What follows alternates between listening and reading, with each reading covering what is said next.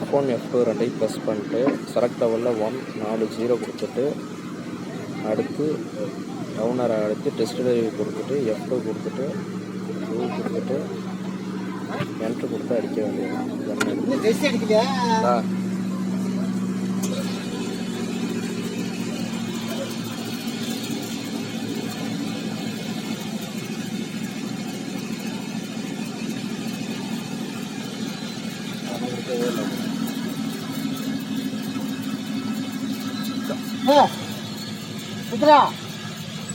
கொடுக்க சொல்லு.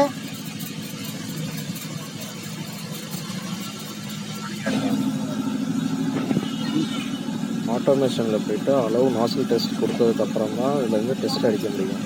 அதனால தான் இந்த ஒரு 5 நிமிஷம் கேப் அதனால தான் விழுது.